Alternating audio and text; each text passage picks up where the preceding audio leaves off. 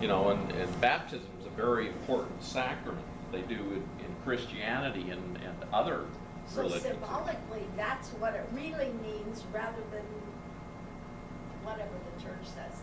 Well, I mean, there's a lot of meaning, and I'm not going to demean any of it because it's very powerful. Symbolically. But symbolically, you're originated. making your connection with God, and you're committing to God and Jesus and following, what we've been told to do. The mantra, now they use I'm, but I use a lot of Om with the root chakra. However, you can use the I am chakra with that chakra, or an E. And I use a lot of Om though, with that root chakra. Its purpose is kinesthetic feelings and movement, or in other words, energy movement. So when you're disconnected from your root chakra, you don't have a lot of energy because you're not connected to the energy of the earth and moving that through your system. Because it's all about flow, remember? And when we're disconnected in any of them, we don't have flow of energy. Okay, it's associated with the mineral kingdom. So taking minerals is very important. I try to get people to take minerals because it's also associated with the kidneys and the adrenal glands. The adrenals produce mineral corticoids, and if we don't have enough minerals, we can't produce the mineral corticoids that help our whole electrical system work better. The adrenals, when people's adrenals are exhausted, they're exhausted because they don't have the minerals and they don't have the mineral corticoids. Now, the other thing that the adrenals produce is epinephrine and norepinephrine, which is also energetic. And it produces the precursors for all the other hormones, the DHEA, the DHA, which is important for the brain and everything. So the element is the earth, and believe it or not, the sense of smell has a lot to do with the earth chakra. I found that when people lack selenium or molybdenum or manganese, their sense of smell won't be as good. And those are minerals to do with the earth chakra. Okay, and it's a place of birth and rebirth, as in baptism, and a place of ability to draw abundance from the universe.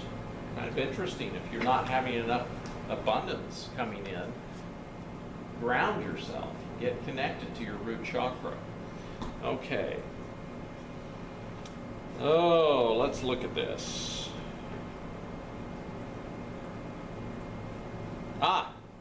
The main formation of this chakra is accomplished between the ages of 0 to 5 years of age. Now, when I was working with this lady this morning, I had a lot of problems when I was 3 years old.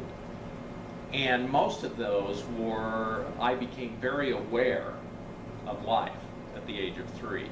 And I became very aware that my mom had disconnections and my dad had disconnections, and they had been divorced, and I had disconnections from my siblings even. And I was very aware things were wrong, and I wanted to correct them at the age of 3. A 3-year-old should be playing in the sand or doing other things, and here I was trying to fix things. And so we had to go and correct that so that I didn't take upon myself all these burdens of my mother, my father, my siblings, everything going on around me. And so, fixing these things actually helps you to ground. Now, an interesting other aid to that chakra is Bach flower's rescue remedy. When you feel off, take that Bach flower. It'll connect you to your root chakra, and your chakra will connect to the earth.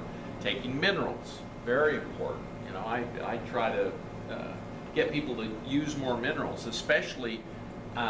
It's interesting, the way Roundup works is it stops an enzyme in our bodies and in the plants from getting minerals into our body. Think about how much osteoporosis is going on now. Think about all of the diseases that lack minerals going on.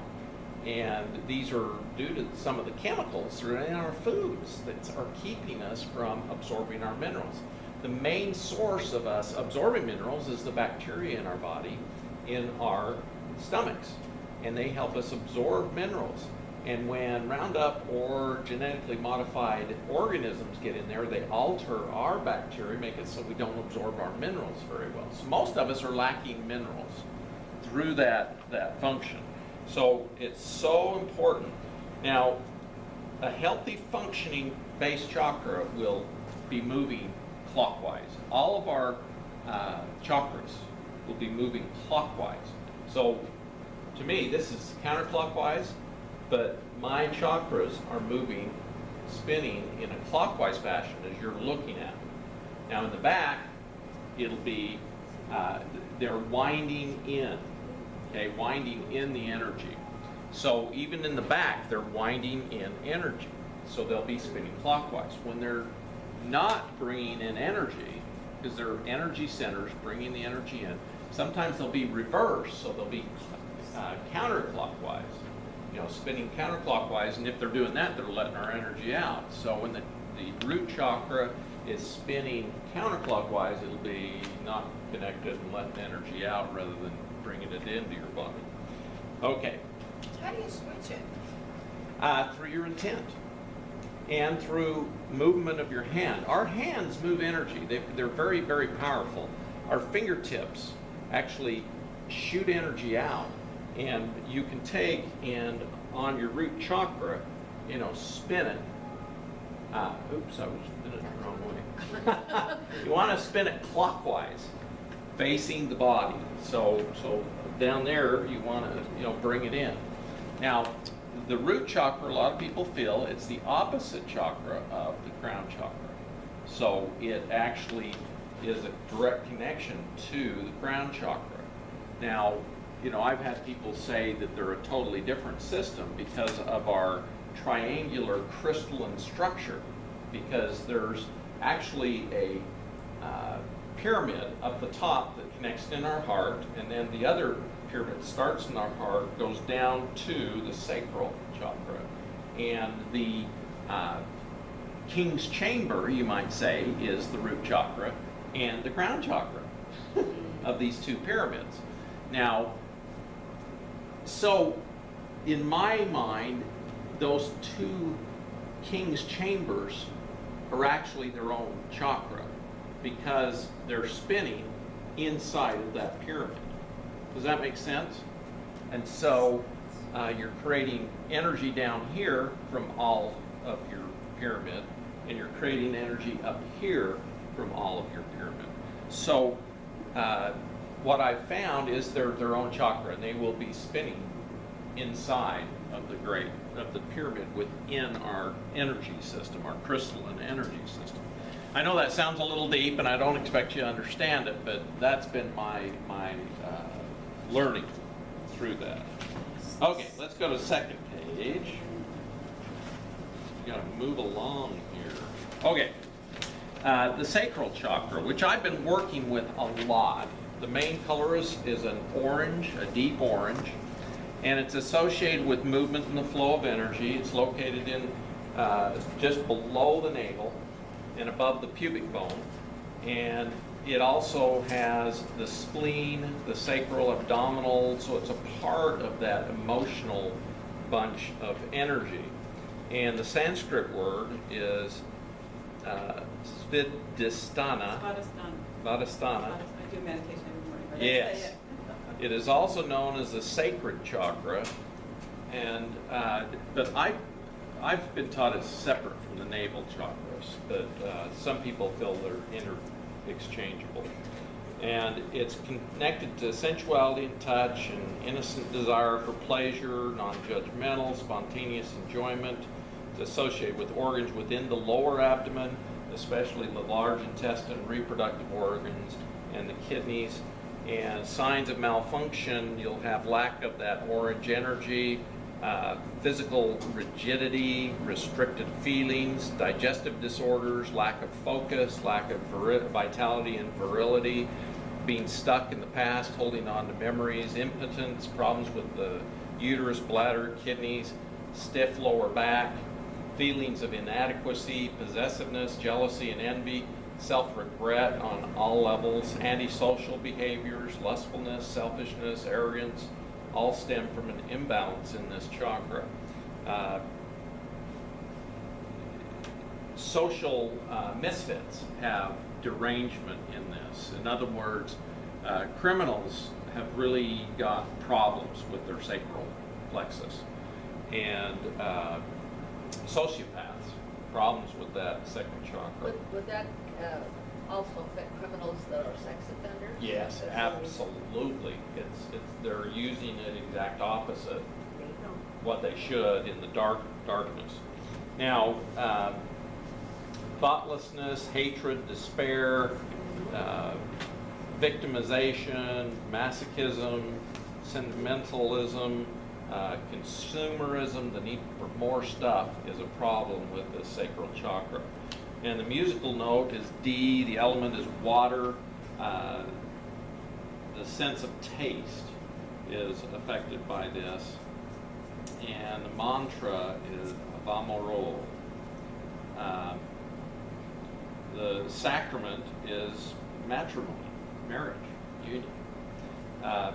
In women, this chakra spins right, and now men, I found that men who are connected to their female self, it'll spin the same as women.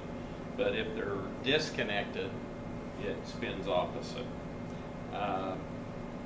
Okay, so anybody have a question about the sacral plexus? Now, I have been teaching a meditation to do with the sacral plexus of bringing in the 24 strands of DNA. Why do we use this chakra? Because it is the chakra of creation. You think about it, we create other human beings in this area. And I think I've given most of you the copy of the CD of the 24-strand DNA visualization. Did I ever give it to you? I'll give it to you.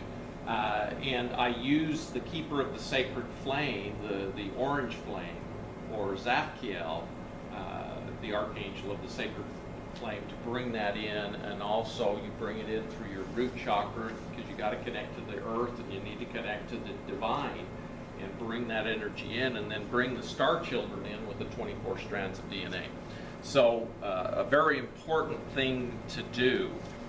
And okay, so let's move on to the solar plexus. In our little handout, Yes. this one that Yes. says navel is actually the same? Yes, yes. So, okay, so let's go on. The solar plexus, the Sanskrit Manipura, it's associated with the planet Venus in ancient times and the planet Mars in modern times. And it motivates us to bring about change. It deals with the use of our energy and ability to transform it from a raw state into usable form. So we bring this creative energy in through our root and our sacral plexus and our solar plexus, and these are all considered lower chakras. We make it into a higher energy within the solar plexus. It's higher as you move up? Yes, absolutely. When I go out and do my meditation to create the 24-stranded DNA, I actually bring in the sun or solar plexus energy to assist it in creating and going into every cell in my body, and including the lymph and the blood. If you think about it, our lymph and blood doesn't have DNA in it. And so we bring that, and if we incorporate that in, it actually helps us be healthier, helps our immune system, helps our blood last longer. Blood, when I was in medical school, lasted 120 days. Now blood, they're finding, is only lasting 60 days because of all the chemicals, toxins, and things going on. So we're just working very hard just to keep our blood going, to stabilize it. So bringing this solar plexus energy in is actually going to help tremendously. Ulcers, diabetes, hypoglycemia, anorexia nervosa, bulimia, stress-related ailments, indigestion, insomnia, panic attacks, headaches, muscle tension, skin irritations, nervous disorders, allergic reactions, arthritis, tension, worry, confusion. You know, think about how many people have these things right now. This has to do with your solar plexus. I was thinking if you get really afraid, where's it hit you? Right here. Yeah. Yeah, that's true. If I was You up get on a this big hill gut looking feeling. straight down, it would. Right Yeah. There. And so, autoimmune disorders. Think of all the people with chronic fatigue, you know, all these autoimmune, lupus, different things that starts here in our solar plexus. Overactive chakra might show signs of over-analytical, fussy behavior, narrow concepts, prejudices, and lack of tolerance. So the color is yellow. It's the emotion of anger when it's not working good. The sense is sight, so it's very much connected with your third eye. And the element is the element of fire. And the mantra is Ram or Aum. So associated with the animal kingdom, it's located 2 finger breadths above the navel. You know, almost an inch and a half. I would say this says 2 inches. The pendulum spins left for positive power. Sacrament is confirmation. So kind of interesting. Anybody have a question about the solar plexus? Got to keep moving here. Okay. The Sanskrit word for the heart chakra is anahata. So am I saying that correctly? Anahata. And it's located in the center of the chest. And this is also midway point for the chakra systems, with 3 chakras below and 3 above.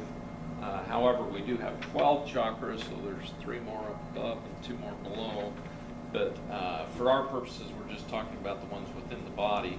This chakra is balance, equilibrium, community, and love. It's associated with the heart, the lungs, the diaphragm, arms and hands, respiration. You have a heart chakra in the middle of each of your palms. And that's why the handshake came into vogue, because you connected your hearts with a handshake. You know, now we're going to bump our fingers, which means absolutely nothing. It doesn't make a heart-to-heart connection, which is sad.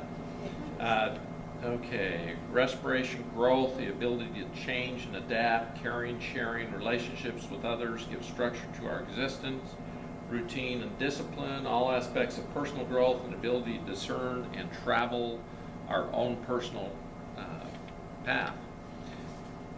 When it's balanced, there's a sense of calm and clear-sightedness, friendliness, and tolerance of others. So with our heart, we understand the needs of others. We're much more compassionate. So it's very important to be in balance.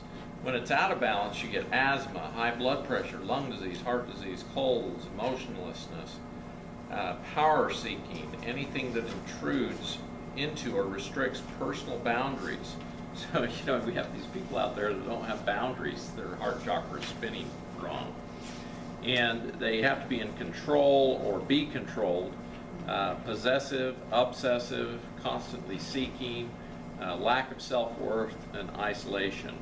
The color is green or pink, like you'll see it be pink sometimes, and that's totally normal. It's more intense. The sense of touch is associated with this chakra. The element is air. The musical note is F. And I usually start when I do a toning on the heart chakra, because most of us lack heart love, that energy. We're not getting enough love and compassion towards ourselves. And we even don't have enough of our own compassion and love for ourselves. Have you noticed since the world has gotten so crazy the last year or two that chakras that you see or whatever are different? Yes. They need. Yes. Is there a lot of fear, a lot of this stuff? Oh, there? man. Maybe that's why we get all the leaky gut and stuff. Fear, Yes. Since fear. 9/11, we have had so much problem with the heart and the solar plexus. It's been Well, amazing. it makes sense. It put us into I was fear. just thinking. And so the sacrament is Eucharist, and it's located at the breastbone in the middle of the chest. And in ancient times, it was your connection to the sun, and now it's the connection to the planet of Venus, which is kind of interesting. Scott, what's the Eucharist? The Eucharist is partaking of the sacrament, Oh, the basically.